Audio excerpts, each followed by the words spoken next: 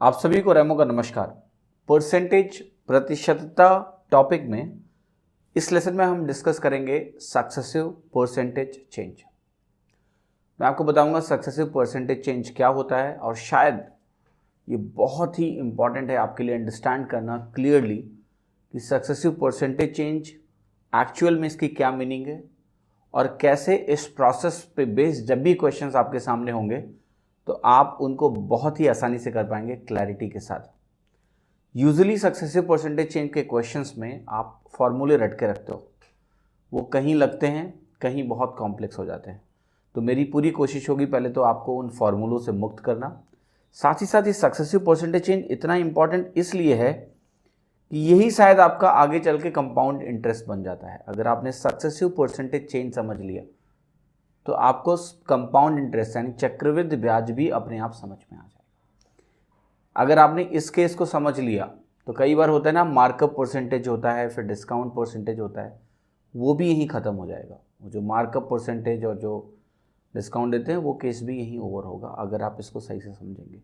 धीरे धीरे करके समझाऊंगा, बहुत आराम से आपको इत्मीनान तरीके से सही से चीज़ें समझनी होंगी आपको। देखिए, सक्सेसिव परसेंटेज चेंज का अगर मैं बात करूं तो मैं आपको पहले बेसिकली समझाता हूं कि इसका मतलब क्या होता है। सक्सेसिव परसेंटेज चेंज आपके सामने मैंने लिखा। देखो, आपको प्रतिशत बदलाव यानी परसेंटेज चेंज तो मालूम है कैसे। देखिए, मैंने आपसे कहा कि लेट से मेरे पास कोई भी एक क्वांटिटी है और उस क्वांटिटी से मैं एक दूसरी क्वांटिटी बना रहा हूँ। फॉर एग्जांपल, लेट से मैंने कहा कि मेरे पास 100 है यहाँ पर, और इस 100 को मैंने 10% बढ़ा दिया।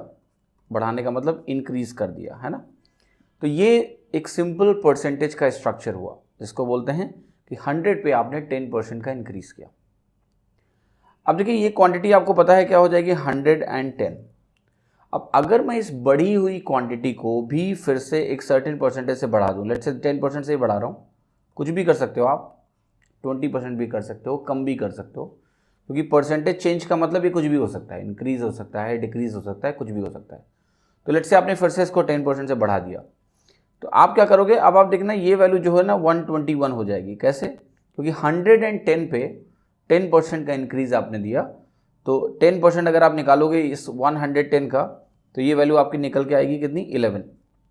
सो 110 में 11 जुड़ेगा, आपका 121 मिलेगा। यानी जब हमने 10% दो बार इंक्रीज किया, 10% हमने दो बार इंक्रीज किया किसी भी क्वांटिटी को, ठीक है, तो इसका रिजल्ट 20% नहीं है।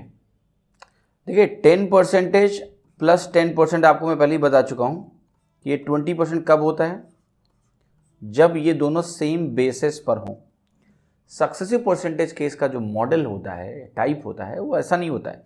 इसमें पहले एक क्वांटिटी को कुछ भी उसमें चेंज किया जाता है, परसेंटेज चेंज, तो वो क्वांटिटी बढ़ जाती है या कम हो जाती है। अब जो वो बढ़ी हुई या कम हुई यानी नेट क्वांटिटी है, पहला परसेंटेज चेंज, पहला प्रतिशत बदलाव लगाने के बाद जो आपको क्वांटिटी मिलेगी, या तो बढ़ी हुई होगी या छोटी हुई होगी, उस नई क्वांटिटी पे फिर से परसेंटेज चेंज करना। ठीक है, तो देखो दोनों केसेस में क्या है, बेस अलग अलग है। तो ये 10% और 10% को मिला के आप ध्यान से देखो 20% नहीं हुआ, इसका जो नेट इंपैक्ट हुआ वो 21% हुआ। मैं इसको आपको अलग तरीके से भी समझा सकता हूं, जो परसेंटेज मैंने आपको ऑलरेडी बता रखा है। मैंने आपको बताया था कि जब भी दो परसेंटेज हैं और जिनके बेसेस सेम नहीं है और उनका कोई नेट रिजल्ट निकालना है तो बेस बराबर करना पड़ता है या परसेंटेज बराबर करना पड़ता है। ध्यान से देखना, ये जो 10% है पहला वाला, ये किस पे है, 100 के बेस पे है, और हमें यही निकालना है कि मान लिया हमें निकालना है कि नेट परसेंटेज चेंज कितना हुआ, तो हमें यही निकालना है कि बेस 100 पे टोटल परसेंटेज चेंज कितना हुआ। तो देखो, ये 10% तो इस 100 पे है तो मैंने 10% लिख दिया, लेकिन दूसरा जो 10% है वो किस पे है, दूसरा 10% आपका 110 पे है।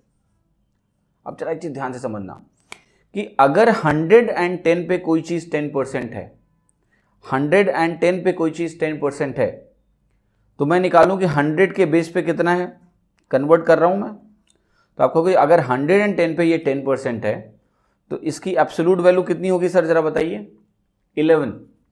10% ऑफ 110 कितना हुआ, 11 हुआ कि नहीं हुआ। अब हमें निकालना है कि 11 100 पे कितना परसेंट होगा, तो 11% होगा।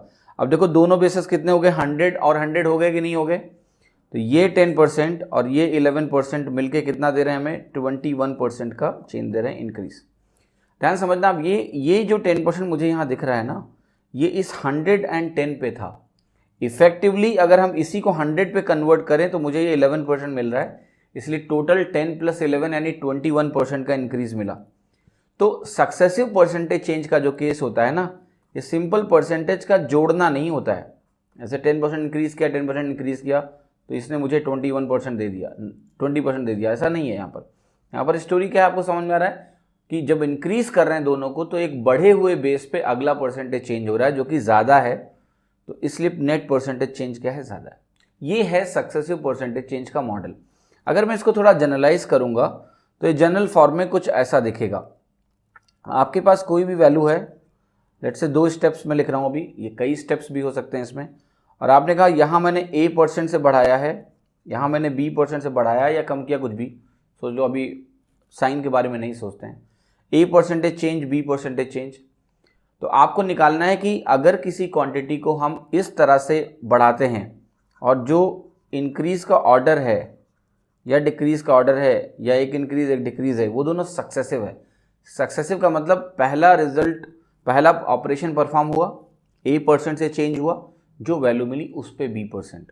तो अगर ये सक्सेसिव है तो आपको बताना होता है कि नेट परसेंटेज चेंज क्या है, और आपने एक फार्मूला रट रखा है। वो फार्मूला है A + B + AB/100, A + B + AB/100।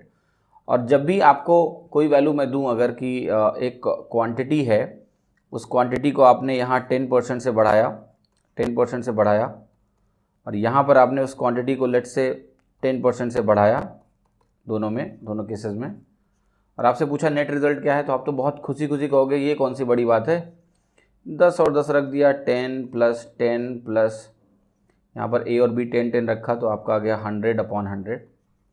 ये जो वैल्यू आती है 21, ये होती है इफेक्टिव परसेंटेज चेंज।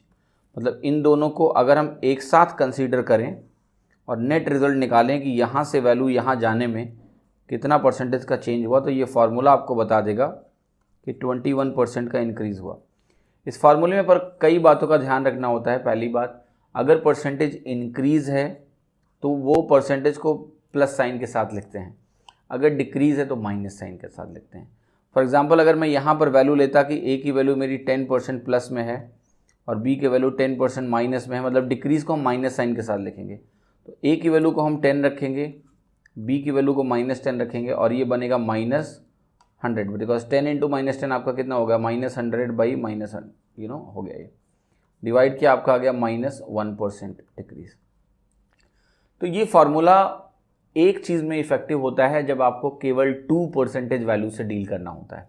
ठीक है, आपके पास 2 ही परसेंटेज वैल्यूज हैं तो ये फार्मूला इफेक्टिव होता है अगर आप साइन का ख्याल रख पाएँ कि A को पॉजिटिव कब रखना है, A को नेगेटिव कब रखना है, ताकि उसमें आप कहीं गलत ना हो। और अगर ये चीज़ आप नहीं कर सकते, मतलब यहाँ पर भी एग्जाम में कई बार प्रेशर सिचुएशन में कन्फ्यूज़न हो जाता है तो मुश्किल हो जाता है। और साथ ही साथ जब 3 सक्सेसिव परसेंटेज चेंजेस आते हैं, वहाँ ये कहानी काफ़ी मुश्किल हो जाती है। मतलब फार्मूला इतना लंबा हो जाता है कि आप डर सकते हैं। ठीक है, मैं आपको दिखाता हूँ फार्मूला लिख के क्या होता है उस केस में भी, फिर मैं दिखाऊंगा कि आपको सही तरीका क्या है इस चीज़ को करने का। देखिए, मैंने आपको लेट से कहा कि 3% चेंजेस हो रहे हैं। यहाँ पर A है, यहाँ पर B है और यहाँ पर C है, ABC कहा। 3% चेंजेस आपके सामने लिखे मैंने, A%, B% और C%।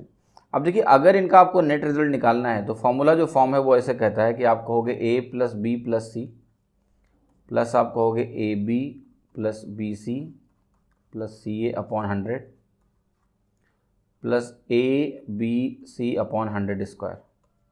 अब देखिए ये फार्मूला कितना घातक है, बहुत घातक है। हृदय गति तक रुक सकती है अगर इस फार्मूले को आपने लगाने की कोशिश करी तो। A + B + C + AB + BC + CA/100 + ABC/100²। क्या अब अगर मैं आपसे ऐसा कहूँ, ठीक है, अगर मैं आपसे ऐसा कहूँ, थोड़ा सा दिल थाम के रखिएगा, कि एक D% भी आ गया, चौथा परसेंटेज भी लगा दिया, बेहोश नहीं हो जाओगे आप, ब्रेन स्ट्रोक नहीं आ जाएगा। जब D भी आ जाएगा तो फार्मूला और बड़ा हो जाएगा। तो फार्मूले अप्रोच में देखिए क्या होता है, फार्मूले अप्रोच में प्रोसेस क्लियर नहीं होता है, क्योंकि हर एक सिचुएशन के लिए एक फार्मूला होता है। ये फार्मूला कहाँ से आया ये भी मैं आपको बता दूंगा अभी। ठीक है, पहले मैं आपको ये समझाता हूँ कि प्रोसेस क्या है, कैसे सक्सेसिव परसेंटेज चेंज निकालना है। अब देखिए फॉर एग्जांपल जैसे मैंने कहा कि लेट से ए की वैल्यू 10% है, बी की वैल्यू 10% है, सी की वैल्यू 10% है। इस केस में मैं आपसे बोलूँ कि मुझे नेट परसेंटेज चेंज बता दो कंसिडरिंग कि ये तीनों इंक्रीज हैं। तो मुझे जानना है कि अगर मैंने ऐसे सक्सेसिव ऑर्डर में 10%, 10%, 10% बढ़ाया है तो इनका इफेक्टिव परसेंटेज चेंज क्या होगा। मतलब इन सबको हटा के अगर मैं केवल एक परसेंटेज चेंज यहाँ दिखाना चाहूँ इफेक्टिवली तो क्या होगा। तो इस फार्मूले से अगर आप निकालोगे तो आपको वैल्यू मिल जाएगी कि 10 + 10 + 10 हो गया। यहाँ पर 10 × 10 कितना हो जाएगा 100, ये भी 100, ये भी 100, तो ये हो गया आपका 300/100 प्लस ABC का प्रोडक्ट आपका कितना हो जाएगा, तो 1000 डिवाइडेड बाई 100 स्क्वायर। 100 स्क्वायर में आपको पता है कितने जीरोज होंगे 4। तो यहाँ से तो 30 मिला, यहाँ से 3 मिला, तो ये हो गया 33.1%। ये कैलकुलेशन फिर भी आसान थी क्योंकि सारी वैल्यूज़ बराबर थी। अगर आप यहाँ पर 10, 20, 30 ले लोगे तो आपकी कैलकुलेशन थोड़ी सी लंबी हो जाएगी। अब मैं आपको दिखाता हूँ कि ये सारी चीज़ें सक्सेसिव परसेंटेज चेंज की एक बस नॉलेज होने से आराम से की जा सकती हैं। और इसके तय करने के भी कई तरीके हैं, एक तरीका नहीं है। हम इसको परसेंटेज अप्रोच से भी कर सकते हैं, फ्रैक्शन लगा के, हम इसको मल्टीप्लाइंग फैक्टर से भी कर सकते हैं। दोनों मैं आपको अच्छे तरीके से समझाता हूँ 1 बाई 1। फिर इस एग्जाम्पल पे वापस भी आएंगे हम। अब देखिए मैं क्या समझाना चाह रहा हूँ आपको कि जैसे मैंने कहा एक नंबर है मेरे पास, इसको मैंने पहले 10% से इंक्रीज़ किया, फिर इस नंबर को 10% से इंक्रीज़ किया दोबारा। मुझे जानना है कि इसका नेट परसेंटेज चेंज क्या होगा। आपको पता है एक तरीका है A + B + AB/100 लगा के वैल्यूज़ रखा और 21% निकल आया। ठीक है, एक तरीका है। मैं दूसरा तरीका आपको बता रहा हूँ। दूसरा तरीका है कि आपको परसेंटेज चेंज ही तो निकालना है, तो 100 से स्टार्ट करिए। 100 से अगर स्टार्ट करोगे आप तो 10% इसमें ऐड करोगे तो यहाँ पर 110 मिलेगा। 110 में 10% इंक्रीज़ करोगे तो ये वैल्यू आपको 11 मिलेगी, क्योंकि 10% ऑफ 110, किसी भी नंबर का 10% एक डेसिमल प्लेस आपको शिफ्ट करना होता है राइट में, लेफ्ट में, राइट से लेफ्ट। या फिर 10% क्या होता है 1/10 ऑफ द नंबर, तो वो हो गया सिंपली 11। इसमें ऐड किया आपको मिल गया 121। अब देखो मुझे नेट परसेंटेज चेंज निकालना है। इनिशियल वैल्यू क्या थी 100, फाइनल वैल्यू क्या हो गई 121। मुझे कन्फ्यूज़न होना ही नहीं चाहिए कि भाई जब मैंने 100 से ही शुरू करके निकाला है तो एब्सोल्यूट चेंज ही परसेंटेज चेंज होगा, यानी 21% का इंक्रीज़ हो जाएगा। अगर मैंने 10% को 2 बार बढ़ाया तो 21% का इंक्रीज़ होगा। ये तरीका है आपका पहला। इस तरीके में आप सीधे इस्तेमाल कर सकते हो, परसेंटेज वैल्यूज़ को निकाल के यहाँ तक पहुँच सकते हो। देखिए इसी को करने का दूसरा तरीका भी था। दूसरा तरीका ये था कि हम कुछ भी नहीं करते, हम सीधे क्या करते हैं, हम कहते देखो ये 10% है और ये नंबर भी 10% है। अब ज़रा ध्यान से आप थोड़ी देर के लिए सोचना, अगर मैं इनिशियल नंबर को लेट से कह दूँ x है, तो जब भी आप किसी नंबर को 10% से इंक्रीज़ करते हो तो 10% से इंक्रीज़ करने का मतलब क्या होता है कि आपका जो मल्टीप्लाइंग फैक्टर है वो 1.1 है। ये मैं बहुत अच्छे से पढ़ा चुका हूँ कि multiplying factor corresponding to 10% increase 1.1 होता है। तो यहाँ पर पहले स्टेप में 1.1 से ये मल्टीप्लाई हो जाएगा, और अगर ये 1.1 से मल्टीप्लाई हो गया तो इस स्टेज में ये बन जाएगा 1.1x। तो अब देखो ध्यान से, जो दूसरा स्टेप है सक्सेसिव परसेंटेज चेंज का, उसका आपको इनिशियल वैल्यू पता है 1.1x, परसेंटेज चेंज भी पता है कितना 10%। फर्स्ट स्ट्रक्चर की बात हो रही है, तो ये फाइनल वैल्यू हो गई कितनी, आप बताओ कि इस स्टेज पे जब 10% का इंक्रीज़ है तो यहाँ पर भी मल्टीप्लाइंग फैक्टर क्या है 1.1। मतलब इनिशियल वैल्यू से फाइनल वैल्यू तक आने में मैं फिर से 1.1 से मल्टीप्लाई करूँगा, यानी ये क्या बना 1.1 इंटू 1.1x।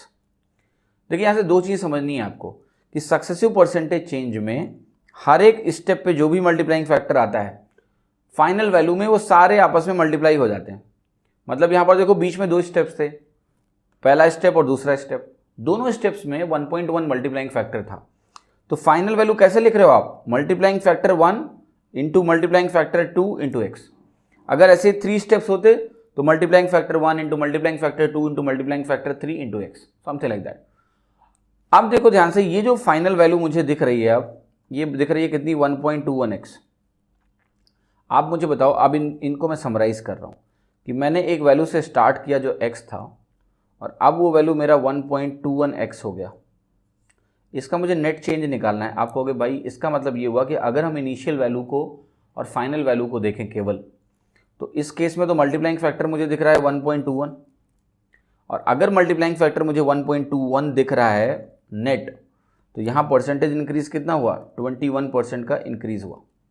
आपको मैं पहले बता चुका हूँ कि मल्टीप्लाइंग फैक्टर अगर ज्ञात है, मालूम है, तो कैसे परसेंटेज चेंज निकालते हैं। तो देखिए मल्टीप्लाइंग फैक्टर से भी आसानी से वैल्यू आ गई, राइट, समझ रहे हो कि नहीं आप, 21% की वैल्यू आपको निकाल के मल्टीप्लाइंग फैक्टर से भी कहीं ना कहीं मिल गई। तो ये छोटे छोटे एप्लीकेशन है। अब फायदा क्या होता है कॉन्सेप्चुअल लर्निंग का, कि देखिए मैंने आपको अभी क्या बताया, मैंने आपको सिर्फ बताया है कि सक्सेसिव परसेंटेज चेंज के लिए आपको बताया है मिनिमम 2 स्टेप्स चाहिए। पहला स्टेप तो आपका बेसिक परसेंटेज का एक स्ट्रक्चर है, और वही स्ट्रक्चर आपको सेकंड में भी लेना है, मतलब एक और स्ट्रक्चर परसेंटेज का। परसेंटेज के 2 स्ट्रक्चर्स लगा दो, क्या बना, सक्सेसिव परसेंटेज चेंज। कम से कम 2 तो होने चाहिए, वरना कैसे बनेगा। अब इतनी नॉलेज से ना आप कुछ भी लगा सकते हो। मैं आपको छोटा सा एग्जांपल दिखाता हूँ। जैसे मैंने कहा कि मुझे ना 10% इंक्रीज के साथ मुझे 20% इंक्रीज भी चाहिए। आप फार्मूला लगा लेना वही जो आपको पहले से मालूम होगा, a+b+ab/100 करके। यहाँ से भी आप निकाल लेना, कोई दिक्कत नहीं है। अब देखो इसके दोनों तरीके दिखाता हूँ मैं। आपने कहा यहाँ 100 है, ये 110 हो गया, ये 110 हो गया। अब देखना यहाँ पर इसका 20% आपको दिख रहा होगा, 110 और 20%। 20% अगर आपको 110 का निकालना है तो 10% 11 होता है, तो 20% क्या होगा, डबल ऑफ 10%, 22 होगा। ये आपने जोड़ा, आपको कितना मिला, 132। अब देखो 100 अगर 132 हो गया तो इसको बोलते हैं 32% इंक्रीज, राइट। वही प्रोसेस हम रिपीट करें अगर मल्टीप्लाइंग फैक्टर के फॉर्म में, तो हमें पता है कि अगर पहले स्टेप में 10% इंक्रीज हुआ है तो पहले स्टेप का मल्टीप्लाइंग फैक्टर होगा 1.1। दूसरे स्टेप में 20% का इंक्रीज हुआ है तो मल्टीप्लाइंग फैक्टर हो जाएगा 1.2। नेट मल्टीप्लाइंग फैक्टर जो होगा वो इन दोनों का प्रोडक्ट होगा। ये वैल्यू कितनी आ गई, 1.32। अगर आप मल्टीप्लाई करो 1.1 को 1.2 से तो आपको 1.32 मिला। अगर नेट मल्टीप्लाइंग फैक्टर 1.32 है तो परसेंटेज चेंज कितना है सर, 32% इंक्रीज है। कोई भी कन्फ्यूज़न अगर है तो आप वो मॉडल फॉलो कर लेना जहाँ मैंने आपको बताया है कि जब भी मल्टीप्लाइंग फैक्टर पता हो और आपको नेट परसेंटेज चेंज निकालना हो तो 100 से स्टार्ट करो, मल्टीप्लाइंग फैक्टर से मल्टीप्लाई कर देना, आपको फाइनल वैल्यू मिल जाएगी। बस ये देख लो कि इसमें कितना डिफरेंस है, 32%, वही आपका इंक्रीज हो जाता है। ठीक है, कुछ भी लगा लो जो अच्छा लगे। अब देखो आपने कहा कि ये तो इंक्रीज का केस पढ़ा रहे हो, जरा डिक्रीज भी तो समझाओ। मैं कहूँगा ठीक है वो भी समझाता हूँ। आपने एक नंबर लिया 100, ठीक है, आपने कहा चलो मैं पहले ऐसे नंबर से देता हूँ। आपने कहा 10% इंक्रीज़ किया एक नंबर को और 10% डिक्रीज़ कर दिया है। आपको बताना है कि क्या चेंज होगा इसमें, परसेंटेज चेंज। तो आपको अगर 100 से स्टार्ट करेंगे, +10 का मतलब होता है +10, तो यहाँ मिला 110 -10%। देखो 110 का -10% होता है -11, तो ये वैल्यू आपकी मिल जाएगी 99।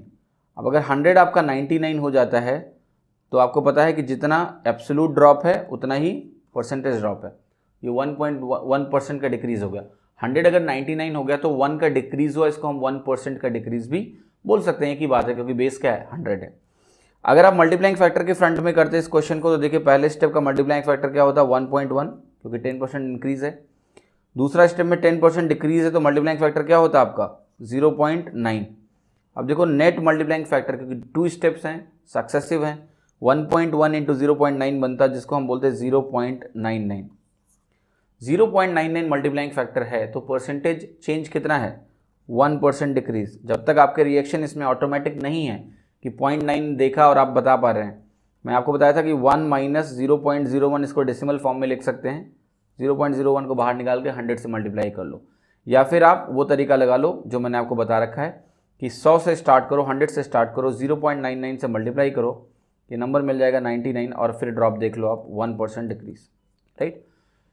तो देखिए आसानी से आप निकाल पा रहे हो कि नहीं, 10% का इंक्रीज लिया, 10% का डिक्रीज लिया, निकल गया, राइट। दोनों डिक्रीज लेना है, चलो दोनों डिक्रीज लेके भी देख लेते हैं कि आपने कहा कि नहीं यहाँ आप 10% का डिक्रीज लो और यहाँ भी आप 10% का डिक्रीज लो। देखो ये ऐसा नहीं कि बस सक्सेसिव परसेंटेज चेंज पढ़ रहे हो आपको पता भी नहीं कि आप इन स्ट्रक्चर्स में मास्टरी करके आप पता नहीं कितने सवाल तो ऐसे लगा दोगे। जब हम सवाल करेंगे तो आपको बहुत मज़ा आने वाला है, बस इन स्ट्रक्चर्स को प्यार से देखते रहो। ये देखो 100 है, 10% का डिक्रीज हुआ, आप कहोगे 10% का डिक्रीज 100 में मतलब 10 का डिक्रीज, ये नंबर हो गया 90। 90 में 10% का डिक्रीज कितना हुआ, 9। 90 का 10% कितना होता है, 9। तो ये वैल्यू कितनी हो गई 81। अब देखो 100 अगर 81 हो गया इस प्रोसेस में, और ये नंबर 100 होना जरूरी नहीं है, क्वेश्चन तो देखिए ऐसे आ सकता है ना कि 10% का डिक्रीज किया गया है, फिर से 10% का डिक्रीज किया गया है सक्सेसिवली, तो नेट परसेंटेज डिक्रीज कितना है, 100 से 81 गए, अल्टीमेटली ये डिक्रीज कितना है, 19% का डिक्रीज है। अब यहाँ पर ये इनिशियल वैल्यू कुछ भी दी होती, हमें अगर केवल परसेंटेज डिक्रीज निकालना है तो वो 90 नहीं होता। आप ट्राई करना घर जाके यहाँ 200 ले लेना और यही परसेंटेज चेंज लगा देना, यहाँ पर आपको जो वैल्यू मिलेगी वो इस तरह से मिलेगी कि आपको नेट परसेंटेज चेंज 19%, 19% ही मिलने वाला है। ठीक है, अब देखो अगर आप यहाँ पर लगाते कि नहीं हमको मल्टीप्लाइंग फैक्टर से करना है, तो आप कहते पहले स्टेप का मल्टीप्लाइंग फैक्टर होगा 0.9, दूसरे स्टेप का मल्टीप्लाइंग फैक्टर भी होगा 0.9, क्योंकि 10% का डिक्रीज है दोनों जगह पर, और इनका प्रोडक्ट आपको देता है 0.81। 0.81 मल्टीप्लाइंग फैक्टर का मतलब क्या है, 19% डिक्रीज, 19% डिक्रीज, ऐसे वैल्यू आ गई, राइट। तो देखिए आप मल्टीप्लाइंग फैक्टर का इस्तेमाल करें या फिर हम डायरेक्टली परसेंटेज से डील करें, हम इन वैल्यूज़ को निकाल पा रहे हैं। आप चाहो तो इनको उससे भी निकाल सकते हो, a + b + ab/100, बस थोड़ा सा सावधानी बरतनी बहुत ज़रूरी है। सावधानी आपको ये बरतनी है कि जब आप वैल्यूज रखोगे ना, तो यहाँ पर इन दोनों में माइनस माइनस रखना है, और यहाँ माइनस माइनस का प्रोडक्ट 100 हो जाएगा, ये ध्यान रखना पड़ेगा, वरना गलती हो सकती है, क्योंकि फार्मूले जब आप लगाते हो तो आपकी आंखें होती हैं बंद, आंखें बंद होती है और आप मिस्टेक कर जाते हो। देखिए लॉजिकली मैं आपको कुछ समझाना चाहता हूँ, 2 और पॉइंट है मेरे पास जो मैं लॉजिकली आप लोगों को समझाना चाहता हूँ यहाँ इसी स्टेज पे, वो आपको समझना है कि 2 बेसिक चीज़ें अगर आपने देखी हो कि मैंने 100 लिया और 100 को मैंने 10% से बढ़ाया और 10% से मैंने फिर से बढ़ाया, तो मुझे ये वैल्यू मिली थी 121, राइट। या इफेक्टिवली मैं इस केस को कहूँ तो ये केस था 21% इंक्रीज का, ठीक है। एक जो दूसरा केस मैंने लिया जिसमें मैंने 10% बढ़ाया फिर मैंने 10% डिक्रीज किया, दोनों को डिक्रीज ले लेते हैं, पहले दोनों को डिक्रीज ले लेते हैं, माइनस माइनस, तो ये वैल्यू आई 81, यहाँ पर आपका 19% का ड्रॉप आया। फिर मेरे पास एक तीसरा केस हो सकता है जिसमें मैंने एक बार 10% बढ़ाया और एक बार मैंने 10% को कम किया, तो ये वैल्यू आपकी दे दी 110 - 11, तो यहाँ पर ये बन रहा है 99। आप देखो 1% का ड्रॉप आया, ठीक है। अब ये आपके लिए देखिए जनरल केस बनाने की मैं कोशिश कर रहा हूँ, कुछ मैं आपको समझाने की कोशिश कर रहा हूँ जो बहुत ही यूज़फुल है और इसको आपको बहुत अच्छे से ध्यान रखना है। इसको मैं जनरलाइज कैसे कर सकता हूँ, मैं इसको ऐसे लिख सकता हूँ +X% + X%, इसको मैं कह सकता हूँ -X% -X%, मतलब जितना बढ़ाया परसेंटेज पहली बार उतना ही दूसरी बार बढ़ाया, जितना कम किया उतना ही दूसरी बार कम किया। अब ये हो गया जितना बढ़ाया उतना परसेंटेज ही अगली बार कम कर दिया। ये 3 स्ट्रक्चर्स मैंने आपको दिखाए, ज़रा समझने की कोशिश करते हैं कि देखो यहाँ पर X% इंक्रीज़ है, यहाँ X% इंक्रीज़ है, तो जो नेट रिजल्ट आएगा परसेंटेज चेंज का, मैं ब्रैकेट में लिख रहा हूँ, वो ग्रेटर दैन 2X% होगा, ठीक है। अब देखो 10 था तो 20 से बड़ा आया ये, तो मैंने लिखा ग्रेटर दैन 2X%। यहाँ पर ध्यान से देखो, यहाँ पर 10% का डिक्रीज़ है, यहाँ 10% का डिक्रीज़ है, तो टोटल डिक्रीज़ कितना हुआ, 19% का डिक्रीज़ हुआ। मैग्नीट्यूड में 10 और 10 का डिक्रीज़ अगर देखें ऐसे तो लगता था 20 होना चाहिए, लेकिन मैग्नीट्यूड में उससे कम आया, तो मैं लिख रहा हूँ <2x% डिक्रीज़, यहाँ पर आप लिखो इंक्रीज़। फिर यहाँ ज़रा ध्यान से देखना, ये एक इंटरेस्टिंग फैक्टर है कि आपने X% बढ़ाया, X% कम किया तो ये डिक्रीज़ आया। तो देखो यहाँ पर आप कभी भी अगर किसी सर्टेन परसेंटेज से बढ़ाओगे और सर्टेन परसेंटेज से घटाओगे तो डेफिनेटली एक डिक्रीज़ होगा। ये 3 कंक्लूजन्स मैं आपको अभी दे रहा हूँ और इनके बारे में ज़रा ध्यान से थोड़ा सा एनालिसिस करेंगे हम लोग। देखो ध्यान से, पहली बात तो आपको ये देखना है कि आखिर मैं ये क्यों समझाना चाह रहा हूँ, क्योंकि वैल्यू तो आप लिख दोगे लेकिन थोड़ा सा एनालिसिस करना ज़रूरी है कि क्या हो रहा है। जब आपने किसी की वैल्यू को 10% से बढ़ाया तो बेस क्या हुआ, बढ़ गया कि नहीं बढ़ गया, बढ़ गया।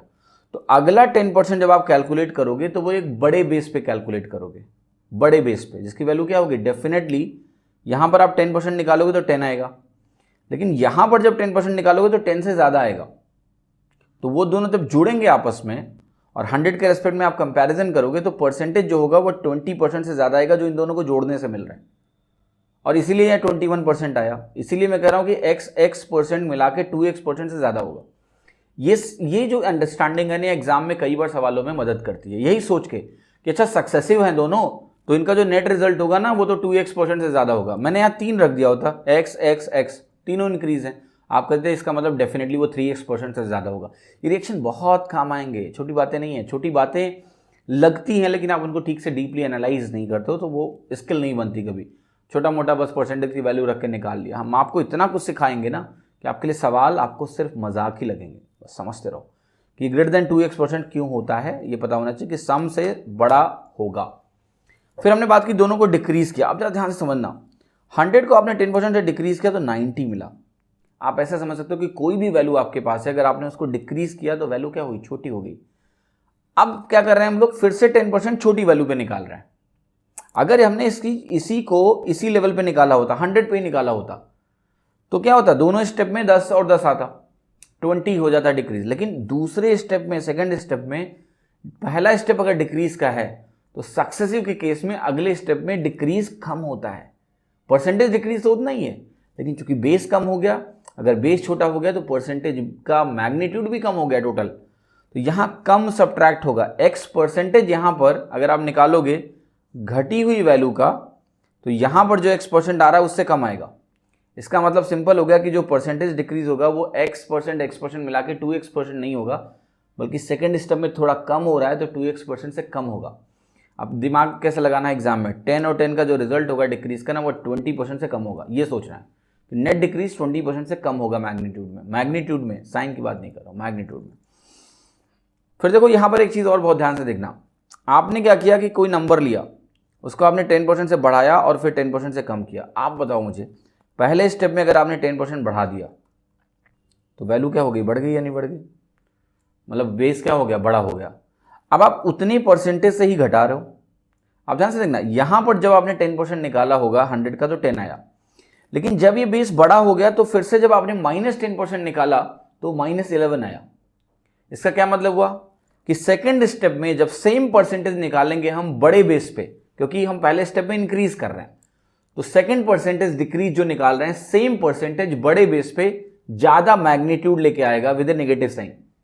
तो यानी पहले स्टेप में आप जितना आगे बढ़े, दूसरे स्टेप में उससे ज्यादा पीछे जाओगे, माइनस के साथ बड़ी वैल्यू आ रही है उससे, तो नेट रिजल्ट क्या होगा, नेगेटिव होगा। इसलिए हमेशा हमेशा डिक्रीज होगा। ठीक है, कितना होगा अभी अगर आपको फॉर्मूले से प्यार है तो वो भी लिख के दिखा दूंगा। यहां पर देखो एक चीज और समझाता हूं, इसमें एक स्ट्रक्चर और पॉसिबल है, वो है 100 -10% और दूसरे स्टेप पे हमने क्या किया +10%। यहां पर भी 99 आएगा। देखो ये स्ट्रक्चर और ये स्ट्रक्चर सेम ही है, सेम वैल्यू में रिजल्ट करते हैं।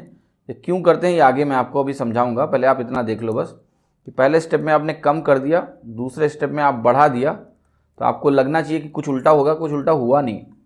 एक्चुअली इसका जो फाइनल रिजल्ट आता है ना वो भी आपका 1% डिक्रीज ही आएगा और नेट डिक्रीज होगा। ये इंपॉर्टेंट है, समझना क्यों। देखो देखो ध्यान से यहाँ पर पहले स्टेप में आपने कम किया, जब आपने कम किया इसको ना x% से, तो लेट से कुछ डिक्रीज हुआ, समथिंग कुछ डिक्रीज हुआ। यहां जो वैल्यू आएगी अब वो 100 से कम होगी कि नहीं होगी, यस।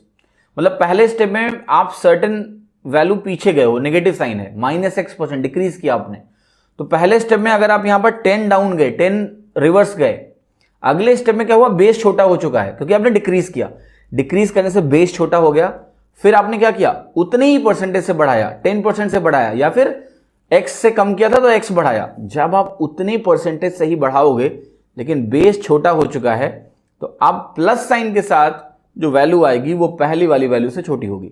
यानी जितना स्टेप पीछे गए थे उतना स्टेप हम आगे जा नहीं पा रहे हैं, तो नेट रिजल्ट क्या होगा, पीछे ही रहोगे आप, नेगेटिव रहेगा, डिक्रीज ही होगा।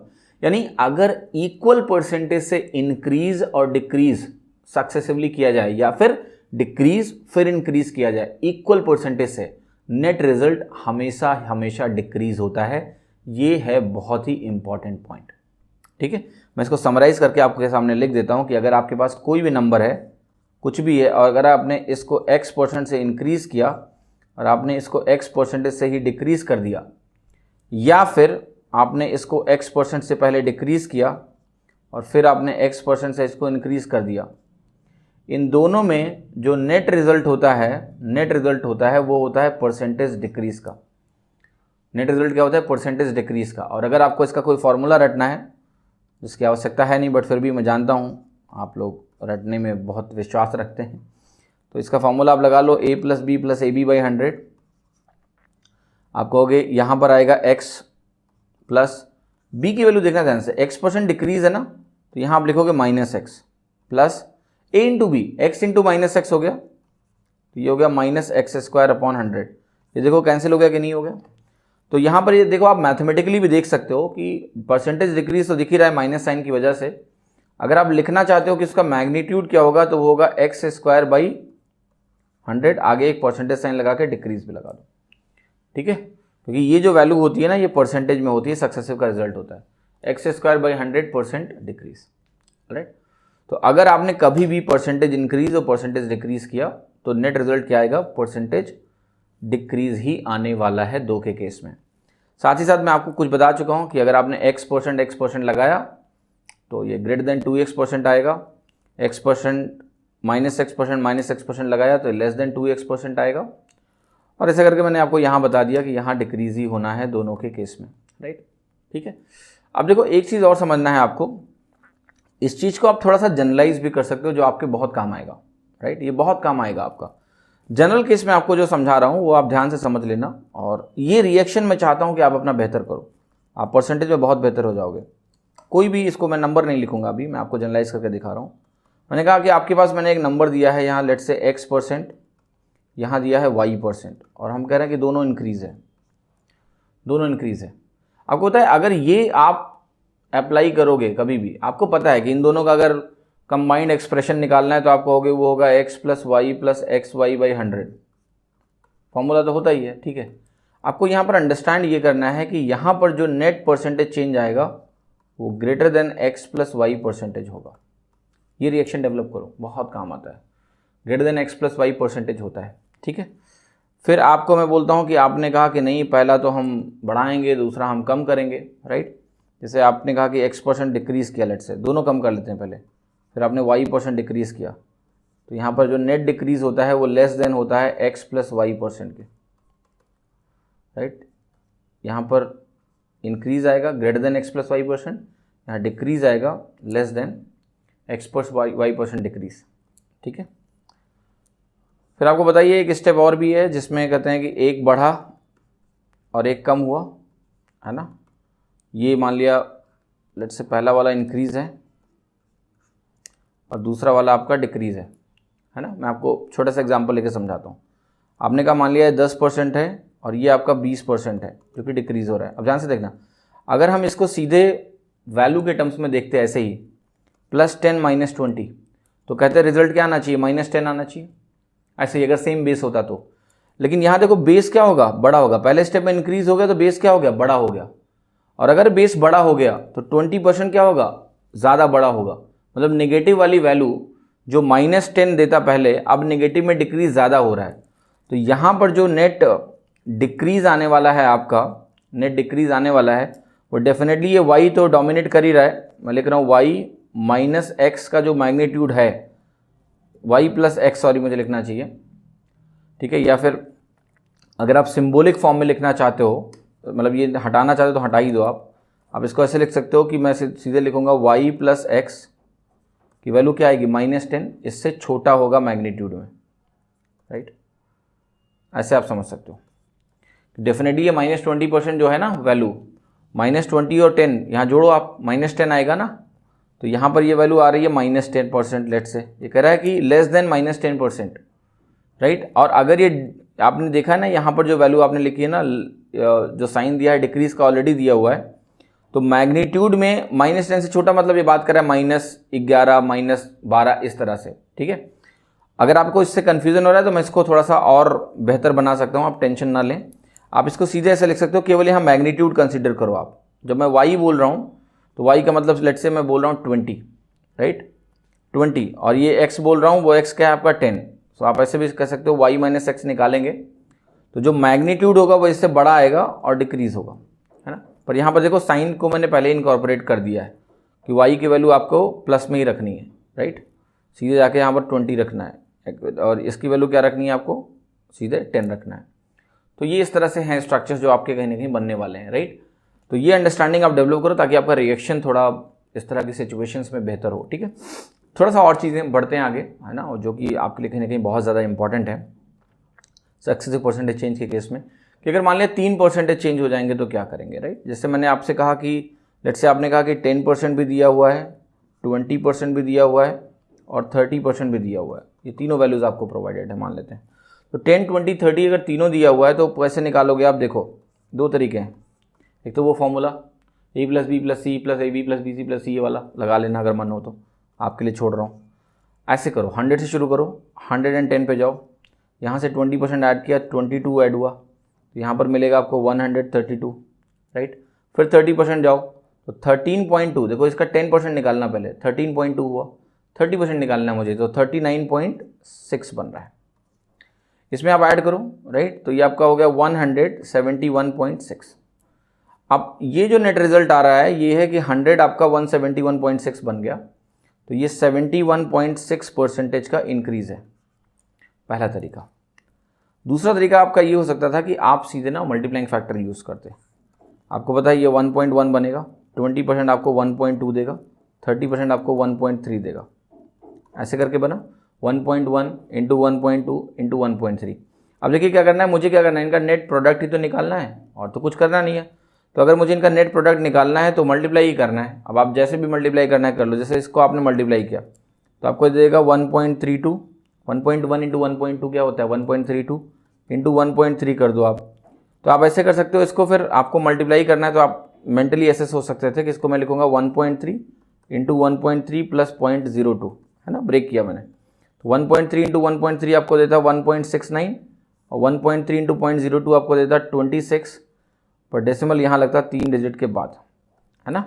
इसमें आपको कोई कन्फ्यूज़न नहीं होना चाहिए। तो ये बन जाएगा अल्टीमेटली 1.716।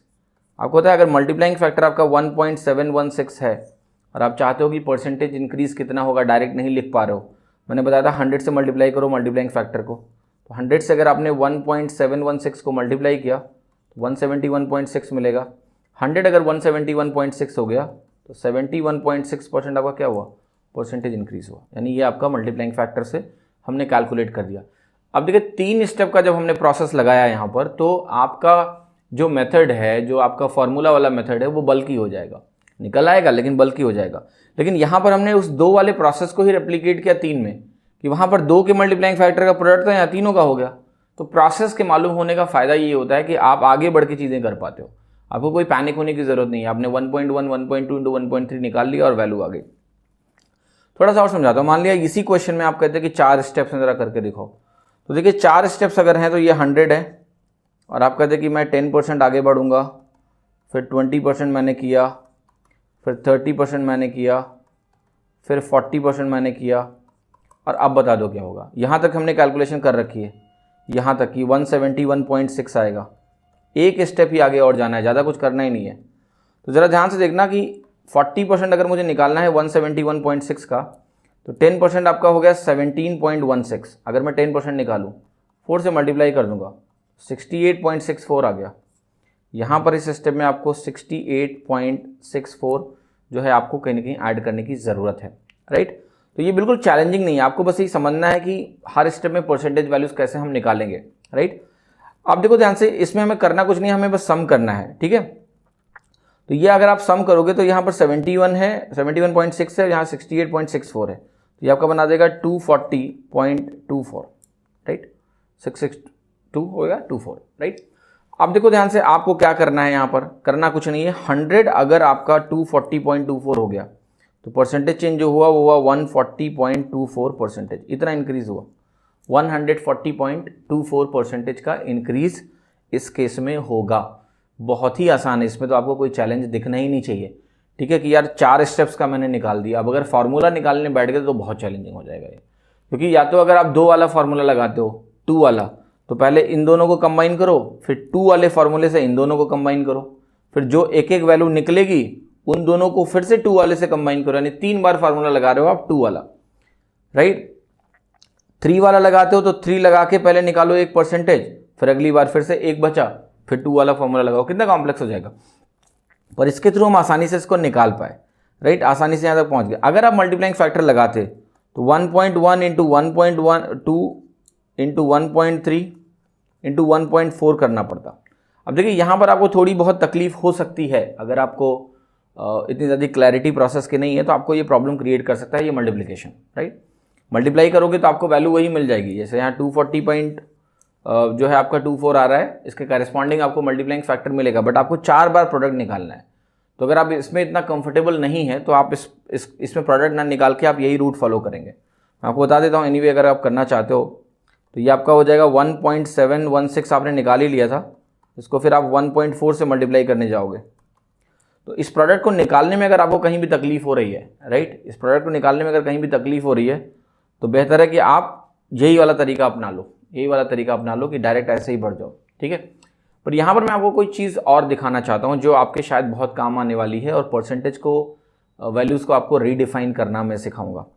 अच्छा, एक काम करो, इस पूरे प्रोसेस में मैं आपको कुछ दिखाना चाहता हूँ, वो ये कि अभी मैं इस स्टेज में ना कुछ चीज़ है जो बाहर निकालना चाहता हूँ आपके लिए। जरा इसको ध्यान से देखो, ये जो वैल्यू आपके सामने लिखी है 1.716 इंटू 1.4, ये वैल्यू जरा ध्यान से देखना, 1.716 इंटू 1.4 आपको निकालना है, राइट। अब जरा ध्यान से देखो, मैं आपसे पूछना चाहता हूँ कि ये वाली वैल्यू क्या है, ये वाली वैल्यू क्या है। आपको कहोगे ये वाली वैल्यू कैसे मिली है, 171.6 को 40% बढ़ाने से, राइट। फिर मैं आपसे एक छोटा सा सवाल करूंगा, अच्छा इसका क्या मतलब हुआ। आप कहोगे 240.24 जो हुआ, अगर मेरी इनिशियल वैल्यू 171.6 थी, इसको हमने 40% से इंक्रीज किया है, तो आप कहोगे ये वैल्यू इसका मतलब हो गई 171.6 इंटू 1.4, क्योंकि 40% इंक्रीज का क्या मतलब हुआ, 40% इंक्रीज का मतलब क्या हुआ, 1.4 ही तो हुआ। तो देखिए 240.24 जो है आपका वो क्या है, इसेंशियली 171.6 से चलेंगे और 1.4 से मल्टीप्लाई कर देंगे, क्योंकि 40% इंक्रीज का मतलब क्या हुआ, मल्टीप्लाइड बाई 1.4। अब देखिए मैं आपको एक चीज़ समझाना चाह रहा हूँ यहाँ पर जो बहुत काम की है और बहुत ध्यान से आपको समझने की ज़रूरत है, जो आपकी पूरी कैलकुलेशन को ही बदल डालेगी। जब भी आप कोई प्रोडक्ट देखते हो तो प्रोडक्ट को देखने का थोड़ा नज़रिया बदलना है। जैसे मैंने आपसे बोला कि आपके सामने है 1.716 इंटू 1.4, ये आपके सामने मान लिया लिखा हुआ है, राइट। अब जरा ध्यान से देखना कि ये वाला जो आपके सामने प्रोडक्ट मैंने अभी लिखा है कि 1.716 पॉइंट इंटू 1.4, आप इसको देखिए कैसे समझ सकते हो कि जब भी कोई चीज़ प्रोडक्ट में लिखी हुई है यहाँ पर जैसे 1.4, आपको पता है 1.4 एक हिसाब से मल्टीप्लाइंग फैक्टर है 40% इंक्रीज के करिस्पॉन्डिंग। यानी क्या मैं इसी को अगर इस फॉर्म में लिखूं तो कोई तकलीफ है, यह है 1.716 बीइंग इंक्रीज्ड बाई 40%, मतलब जो रिजल्ट यहाँ आएगा वही रिजल्ट यहाँ आएगा, दोनों बात तो एक ही है। क्योंकि आप बताओ ना कि अगर ये 40% इंक्रीज मैंने यहाँ पर लिखा है तो 40% इंक्रीज का मतलब क्या हुआ, 1.4 ही तो हुआ, मल्टीप्लाइड बाई 1.4। तो फाइनल वैल्यू अगर मैं लिखूं तो यही तो आ जाएगी। यानी इस प्रोडक्ट को डायरेक्टली प्रोडक्ट निकालने के बजाय हम ऐसे भी रिप्लेस कर सकते हैं। अब देखो ये बहुत इंपॉर्टेंट है, परसेंटेज का इस्तेमाल एज ए मल्टीप्लिकेशन, मतलब मैं एक मल्टीप्लिकेशन को अब कन्वर्ट कर सकता हूं परसेंटेज कैलकुलेशन में। ये फायदा था मल्टीप्लाइंग फैक्टर का। यानी 1.716 को अगर आपने 40% से इंक्रीज किया है तो बात वही है कि आप प्रोडक्ट निकाल रहे हो 1.716 इंटू 1.4। अब देखो ये कितनी आसानी से हो जाएगा, ये तो हम कर ही चुके हैं अभी कि थोड़ी देर के लिए ना ये डेसिमल भूल जाओ थोड़ी देर के लिए। 3 प्लेस के बाद डेसिमल था, मैं भूल गया हूँ, मैं बाद में लगा दूंगा उसको। अब मैं क्या करने जा रहा हूँ, मैं ये वाला 40% निकालने जा रहा हूँ, ये वाला 40% निकालने जा रहा हूँ, ये वाला 40% मैं निकालने जा रहा हूँ। तो कैसे निकालूंगा, मैं पहले इसका इस वैल्यू का 10% निकालूंगा। तो इस वैल्यू का 10% कितना होगा, आप कहोगे 10% इसका होगा 171.6, ठीक है। तो फिर आप कहोगे कि आप निकाल दो 40% क्या होगा, तो इसका क्या होगा 4 गुना होगा। तो ये आपका हो गया 6864, यहाँ डेसिमल लगा दिया मैंने, राइट। मैं लिख रहा हूँ 686.4। आप ध्यान रखना कि मैंने डेसिमल को हटाया है, वो बाद में हम इनकॉर्पोरेट करेंगे, राइट। अब देखिए जैसे ही आपने ये लिखा आपको साफ साफ दिख रहा है कि नहीं, ये 17 हो गया, ये 68 हो गया, राइट। ये तो बहुत आसानी से आपको दिख रहा होगा ना कि इसमें कोई आपको तकलीफ होनी नहीं चाहिए। तो इन दोनों को अगर आप आपस में मिलाते हो कि मैं 171 और 68 को आपस में सम करने जा रहा हूँ, तो इससे 239 मिलेगा आपको, और 6 और 6 से क्या मिलेगा 12 मिलेगा। तो ये वैल्यू आपको कहीं ना कहीं आपको देनी जा रही है 240.24, क्योंकि यहाँ पर जो 12 बनेगा उसको मैंने एक इधर दे दिया, 240 हो गया, 0.24 बन गया, राइट।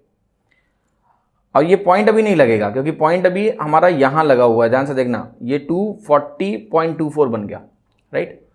अब ध्यान से देखना यहाँ पर कि यहाँ पर अब हमें वापस लाना है वो डेसिमल जो हम भूल गए थे। तो आप जरा ध्यान से देखो कि आपका डेसिमल कहाँ था।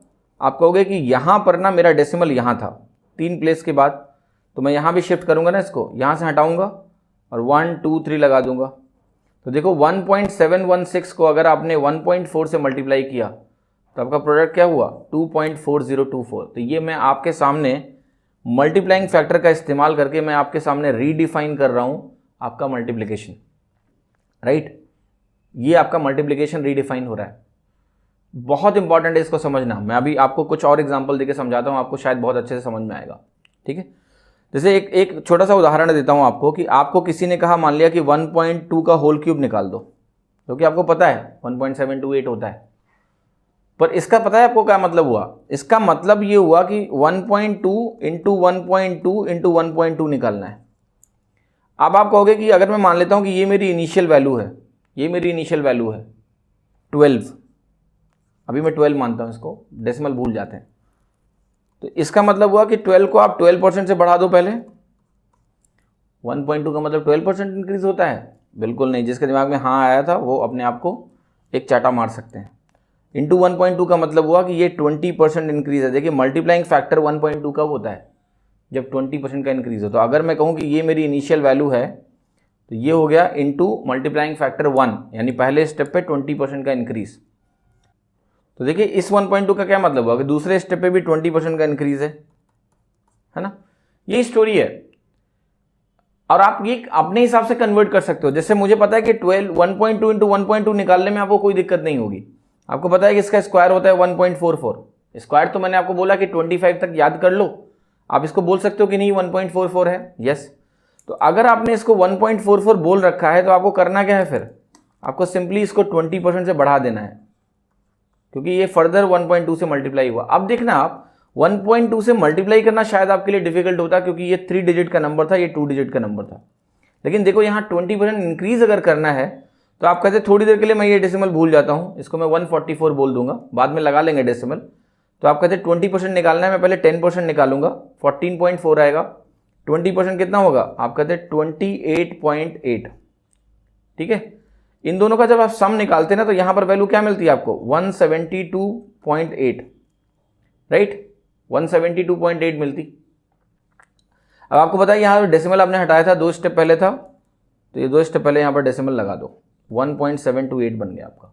आपको पता है आप क्यूब्स निकाल सकते हो इस तरीके से। ये फायदा है मल्टीप्लाइंग फैक्टर को सीखने का। अभी तो शुरुआत है, सवाल करेंगे तो आपको बहुत जादू दिखाने वाला हूं मैं, ठीक है। तो इस तरह से आप इन वैल्यूज को कैलकुलेट कर सकते हैं। इसमें आपको कहीं चैलेंज नहीं होना चाहिए, बिल्कुल भी नहीं होना चाहिए। लेट्स से मैं एक छोटा सा एग्जांपल लेके आपको दिखाता हूं। आपका मन है कि मेरे को 24 का क्यूब चाहिए, तो खैर 24 का क्यूब कई तरीके से निकल सकता है। अभी आपने 12 का क्यूब निकाला है, इंटू 2 का क्यूब जो है 24 का क्यूब होता है, यानी 8 से मल्टीप्लाई कर दो उस वैल्यू को, 1728 को 8 से मल्टीप्लाई करोगे आपको 24 का क्यूब मिल जाएगा। एक अल्टरनेट तरीका क्या हो सकता है 24 का क्यूब निकालने का,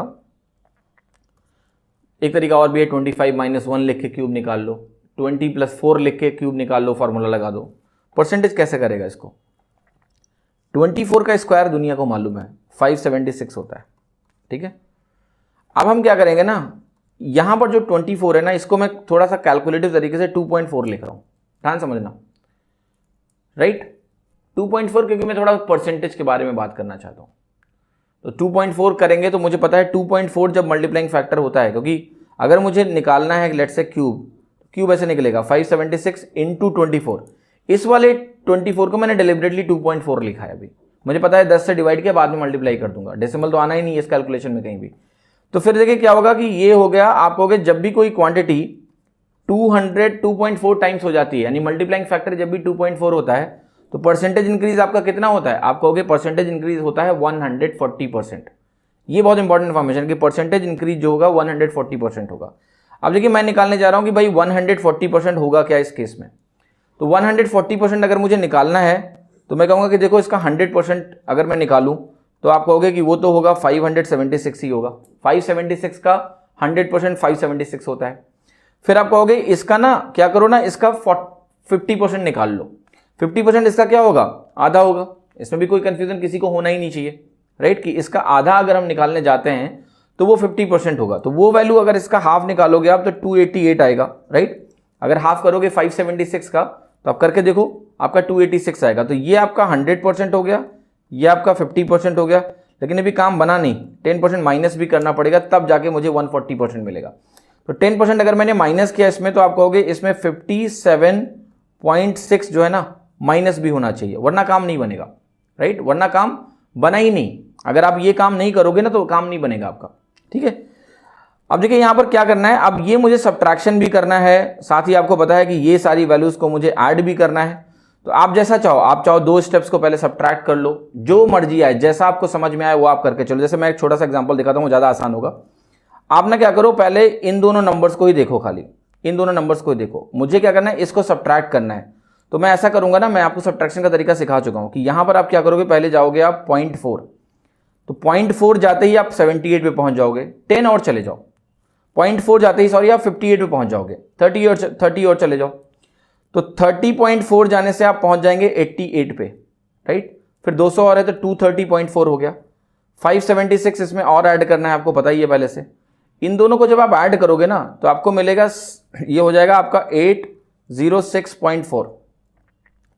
806.4 जो है आपका बना कितना, आपका बन रहा है सिंपली, जो कि मुझे चाहिए था 140%, राइट। अब मुझे क्या करना है, इस वैल्यू को उठा के इसमें जोड़ देना है बस। तो ये आपकी वैल्यू दे रहा है 1382.4।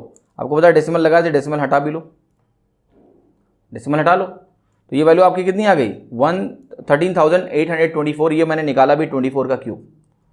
ये इस तरीके से। अब देखिए इस प्रोसेस को अगर आपको अपनाना है, मल्टीप्लाइंग फैक्टर जो आपने समझा इसका इस्तेमाल क्यूब्स निकालने में करना है, तो आपको एक चीज बहुत अच्छे से ध्यान रखनी पड़ेगी। वो क्या ध्यान रखनी पड़ेगी कि आपको, जो मैंने एडिशन सब्ट्रैक्शन को मजबूत करने के लिए इसीलिए बोला है, अगर आप वो मजबूत नहीं करोगे तो आप कई जगह लैग करोगे। आपको 2 डिजिट एडिशन मास्टर करना पड़ेगा कि इन नंबर्स को ऐड करना आपके लिए मजाक होना चाहिए, मल्टीप्लिकेशन ही मजाक हो जाएगा आपके लिए। तो वो मास्टरी अगर आप करोगे तो सारी कैलकुलेशन अपने आप आसान हो जाएगी। मैंने आपको अभी क्यूब निकाल के दिखाया है यहाँ पर, ठीक है। फॉर एग्जाम्पल मैं एक छोटा सा एग्जाम्पल लेता हूँ। जैसे मान लिया इसी तरीके से अगर आपको वेरीफाई करना है कि 1728 आपका आया और आप इसको 8 से मल्टीप्लाई करते तो आपको ये मिलता कि नहीं मिलता, ठीक है। आप यहाँ से निकाल सकते हो, इसमें कोई इतना बड़ा चैलेंज आपको मिलेगा ही नहीं। अब देखो 17 है आपके पास और 8 है, 1700 इंटू 8 अगर आप निकालते तो 13600 आपका बनता, राइट, 13600 बनता। फिर आपके पास ये 28 टाइम्स 8 है, तो ये आपको देता 160 प्लस 64, यानी आपको मिलता 224। यहाँ से आप जोड़ोगे 13824। देखो इस तरीके में भी क्या करना है, इस तरीके में भी मैं अल्टीमेटली एडिशन कर रहा हूँ। Multiplication is nothing but addition. तो अगर आपका एडिशन अच्छा है तो भी 24 क्यूब आसानी से ऐसे निकल सकता था, 1728 मल्टीप्लाइड बाई 8। अगर नहीं अच्छा है एडिशन तो फिर आप फंसोगे, हर जगह फंस जाओगे आप। एडिशन स्किल्स को अपने इतना बेहतर करो ना कि आप कहीं फंसो ही मत, कुछ भी निकालना है। जैसे यहाँ पर 12 क्यूब की अवेलेबिलिटी थी तो हम आसानी से निकाल पाए। अगर 12 क्यूब की अवेलेबिलिटी नहीं होती, जैसे मानते हैं हम कि 23 क्यूब निकालना होता, तो फिर शायद ये वाला तरीका हमारे पास होता ही नहीं, 1728 इंटू 8 टाइप का, राइट, क्योंकि ये तो ऑड नंबर है तो हमें ऐसे ही जाना पड़ता। हमें यहाँ लिखना पड़ता 529, 23 का स्क्वायर। और यहाँ पर हम क्या कहते, यहाँ पर हम इसको 2.3 बनाते, पहले 130% इंक्रीज निकालते। लेकिन आप खुद बताओ मुझे कि ये वाला तरीका तब भी इफेक्टिव होता कि नहीं होगा, परफेक्टली इफेक्टिव होता। मुझे 529 का क्या निकालना था, 130% ही तो निकालना था, 100% प्लस 30%, राइट। तो कितना मुश्किल था आपके लिए, आपके लिए बिल्कुल मुश्किल नहीं होना चाहिए। मैं आपको दिखाता हूँ। देखिए 100% अगर आप इसका निकालते तो आपको मिल जाता 529। मैं इधर लिखता हूँ, थोड़ा स्पेस की कमी है। तो 100% अगर मैं निकालता तो आपको मिलता 529। फिर आपको क्या निकालना था, इसका 30% निकालना था, इसका 30% निकालना था। अब देखो 52 इंटू 3 निकालो, क्योंकि 10% 52.9 होता। अगर 52 इंटू 3 निकालते तो आपको मिलता 156, और 9 इंटू 3 कितना मिलता 2.7, राइट। सो ये हो गया 158.7, यानी आप यहाँ लिखते 158.7। ये कुछ भी मुश्किल नहीं है आपके लिए, इतना मुश्किल होना ही चाहिए, ये सब चीज़ें आपको कहीं ना कहीं करनी पड़ेंगी, राइट। अब देखिए आपको यहाँ पर कि अगर आप इसका सम निकालने जाते तो ये आपको देता 687.7 देता कि नहीं देता, ये तो देता। क्योंकि मैं क्या कर रहा हूँ, अब ये मैं निकाल रहा हूँ जो मुझे निकालना है 130%, राइट। 137% अगर मैंने निकाला 130%, तो ये 30% आपका निकल के यहाँ पर आ गया 158.27. इसको मैंने ऐड कर दिया, तो ऐड करने के बाद मुझे 687.7 मिला. अब देखिए अगला टास्क क्या है कि इस वैल्यू में 529 में मुझे क्या जोड़ना था, 687.7, और मुझे कुछ भी नहीं करना था, और आपको कुछ भी नहीं करना है. ठीक है, तो देखो यहाँ पर बहुत आसान है. ये आपका हो गया 1200 बनेगा आपका, और ये 16.7 बना, राइट, 12167 बना आपका. तो यहाँ पर आप फाइनल आंसर लिख सकते थे. एक तरीका और भी था, आपको बताया अगर 130% जाना है तो इसको हम ऐसे कर सकते हैं कि इसका डबल का मतलब क्या हुआ, इसका डबल का मतलब आपका बन जाता, आप डबल कर दो इसको 1058 सीधा हो जाता, यानी 200% हो गया.